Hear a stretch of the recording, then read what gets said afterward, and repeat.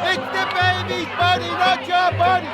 This evening, the Cabinet gave formal approval to the holding of a referendum on abortion, which will be held at the end of May. Our bodies, our lives! It has been the most contentious social issue that we have had since independence. Why do you think it should be legal to kill babies? One choice! It's dominated politics over the past 3 decades, and it has divided Irish politics. No woman under the age of 53 has ever had a vote on this, so it's a huge, huge moment for Ireland.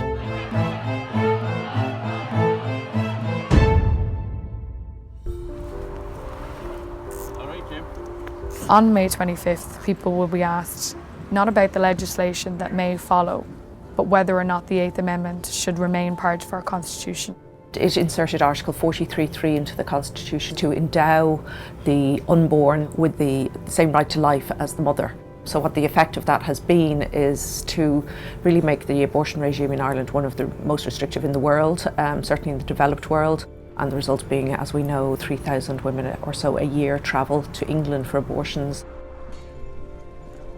Voters will be asked yes or no whether you want to repeal or essentially retain the 8th Amendment. Would you guys be interested in a leaflet there? Thank you so much. Thank you so much, man. Faith doesn't come into it whatsoever. Religion doesn't come into it. This is a human rights issue, and we as a society should be supporting women in crisis situations and saying no, do not take this easy path out that might harm the woman themselves and always takes the life of a baby. This is my second time in 2 weeks going door to door. This is 30 years in the making. This has been who hasn't been raring to go to get the opportunity to canvass for this? And I think with the Me Too and all that kind of momentum behind it, I think that this actually is the right time for Ireland to turn around and say, yes, actually, this is what we want for our people. The 8th Amendment has its origins in the early 1970s. In 1972, a Dublin woman, May McGee, she was in her late 20s then, she brought a case to the High Court arguing that she had a right to import contraceptives. May McGee had had a number of children, she had had complications with each one, and at a certain point her GP told her, May, if you have another pregnancy, I can't guarantee you that you'll survive. And so May McGee and her husband took a case to the High Court arguing that they had a right to marital privacy that encompassed the right to import contraceptives, and so that the ban on importing contraceptives was unconstitutional. And they won in the Supreme Court. They won narrowly, but they won. What happened after the McGee decision was that a number of people who were against any liberalisation of the abortion laws said, well, what is to prevent a future Irish Supreme Court doing what the United States Supreme Court has been doing in recent years? It found in a decision called Griswold in Connecticut that there was a right to marital privacy. But more significantly, the US Supreme Court had drawn a direct line from Griswold in Connecticut to Roe v. Wade, which is the decision of the US Supreme Court which legalized abortion across the entirety of the United States. And so that's the origin of the pro-life amendment campaign and the organized grassroots movement that gave rise to the 8th Amendment eventually 10 years later. The wording of that amendment has been the subject of decades of debate. It was controversial when it was inserted. A third of the electorate who voted against it. It was also argued, not least by Peter Sutherland, who was the Attorney General at the time in the Fine Gael government under Garret Fitzgerald, that by giving equal weight to two rights, so the right to life of the unborn, the right to life of the mother, you were leaving it up to somebody eventually at some stage to have to weigh these rights and decide which prevailed. Fast forward to 1992, the X case. The X case is the most significant case where a young woman, a 14-year-old girl, was raped by a person known to her. Who was pregnant as a result of rape and was suicidal. And her parents took her to England for an abortion, and when they contacted the police back here in Ireland to say that if they brought back some DNA from the fetus, would this help with the prosecution? Police then got in touch with the Attorney General, and the Attorney General took out an injunction against them having the abortion, saying it was illegal and they had to come back to Ireland. Then went to the Supreme Court and there was huge marches on the streets. The Supreme Court ruled that she had a right to travel. That led to the ruling that there should be terminations when there is a real and substantial risk to the life of a mother, including by way of suicide. Within months of the outcome of the X case, we have 3 referenda, and so by the end of 1992, there's a constitutional ban on having an abortion, except in certain very limited circumstances where there's a real and substantial risk to the life of the mother, including by suicidal ideation. But you also have written into the Constitution the right to information on abortions in other countries and the right to travel to have an abortion in another country. So for people who are against the Eighth Amendment, this enshrines hypocrisy into the Constitution. It's not until 2013, which is more than 20 years after the X case, that the legislature makes any attempt to legislate for the X case. Moving on to the 4th item, to the Minister for Health, the need to legislate for the X case following the death in University College Hospital Galway of Ms. Savita Halappanavar. In October 2012, we had the death of Savita Halappanavar. She was 31, she was living in Galway with her husband Praveen. She was pregnant, much wanted pregnancy, and she presented at Galway University Hospital at 17 weeks pregnant with severe back pain. She was told she was miscarrying and that she would inevitably lose the pregnancy and that she would have to just wait. After a day in labour and in an awful lot of pain, she asked for the pregnancy to be terminated, and she was told that because there was a fetal heartbeat that this was impossible in Ireland. She was told by a senior midwife that Ireland was a Catholic country and that's why she couldn't have the termination. And I think really she was just trying to explain to her the situation in a kind of shorthand way. I don't think that was a cruel statement on her part.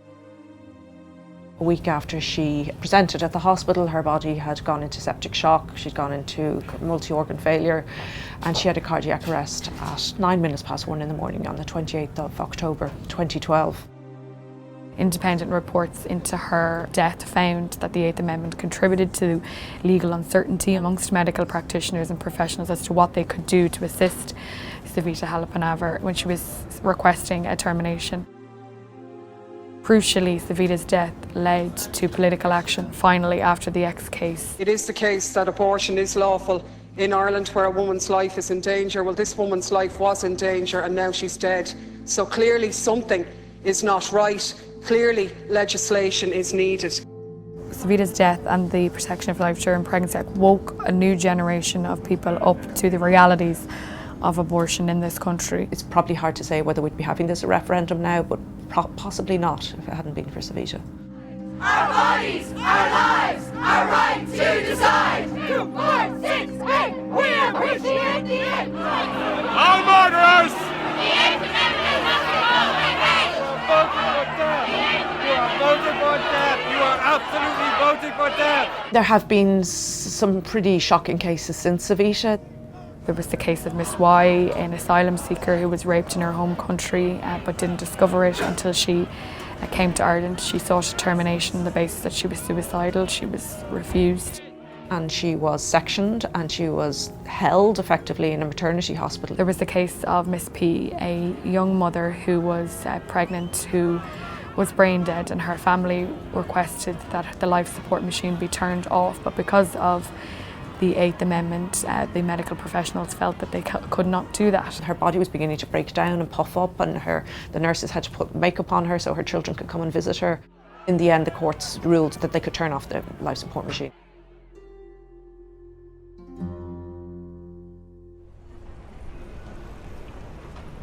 If we retain the Eighth Amendment, what Ireland will be saying, it will be saying that we are going to continue to require women to be dying before they qualify for termination of pregnancy.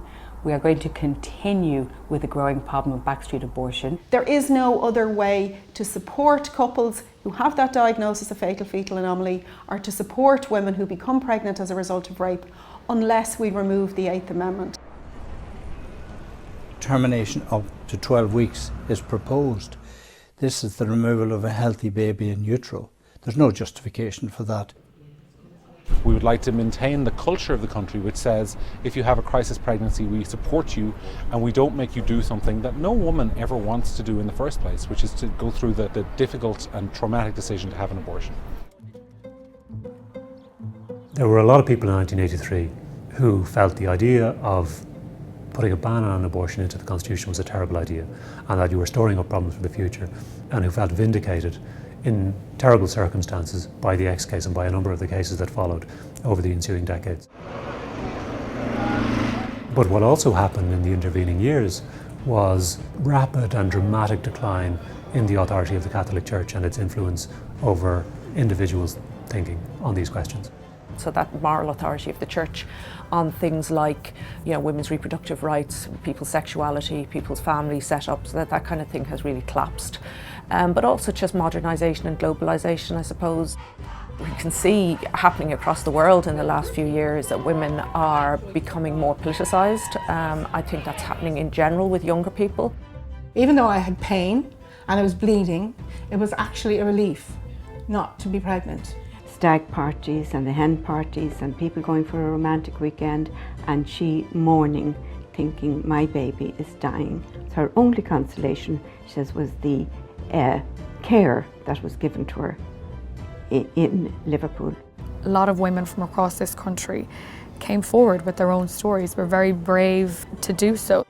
Not faceless individuals. We've heard about the alphabet of Irish women, but we don't know them. Here we had women who were coming forward to tell how they felt the Irish state and Irish society treated them when they were at their most vulnerable. They changed the course of this debate. So this will be the 5th time the Irish electorate have been asked to vote since 1983 on abortion. It's basically a split across the entire political spectrum. But in terms of the government and in terms of the cabinet, the majority of them are in support of repeal and canvassing for such. I don't think it can be underestimated how significant that is.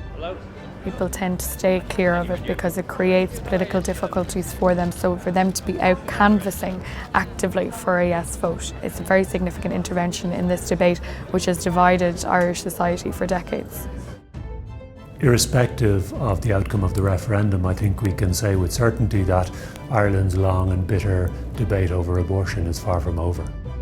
I've done my homework and I know that it's never medically necessary. Like, abortion kills the unborn child. Every child has a right to life, you know what I mean? At the end of the day, they're taking lives. Women should have a choice, and it's not as draconian as some of the people are making out to be of killing babies. I don't believe it. Women have said, I wouldn't personally get an abortion, but I'm not going to take the choice away from someone else. It's about the choice.